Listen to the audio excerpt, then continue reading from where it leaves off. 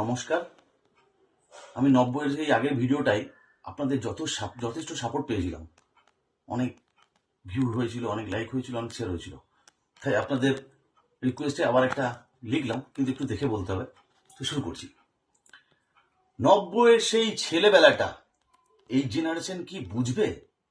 যদি শোনে সেসব কথা, এখন তারা তা খুঁজবে। হাতের তালুই লাট্টু খেলা, ডাংগুলির সেই হাঁক, খোখোয়ার বুড়ির বাড়ি, ছেলে মেয়ে ঝাঁক ঝাঁক, পিট্টুর সেই 7টা গুটি আর রাবার ডিউস বল, পিঠে পড়লেই কখনো কখনো চোখে এসে যেত জল।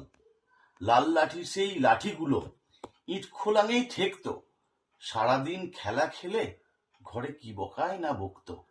স্কুলে যাওয়ার সেই বাক্সটা আজও অনেকে রাখা আছে, অনেকে আবার তাও ছিল না, বই হাতে করে নিয়ে গেছে।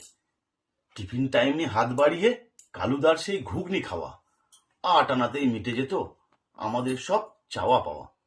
স্যারেরাও তখন তেমনই ছিলেন, দেখেই আসতো ভক্তি। ধুতি পাঞ্জাবি আর হাতের ছড়ির যথেষ্ট ছিল যুক্তি। মিড ডে মিল ছিল না তখন, পাউরুটি হাতে পেতাম, ছুটির পরে খাবো বলে বাড়িতে নিয়ে যেতাম। তাল গাছ থেকে পুকুরে ঝাঁপ, বলো কে কে দিয়েছ। লণ্ঠন নিয়ে প্রাইভেট পড়তে, বলো কে কে গিয়েছ।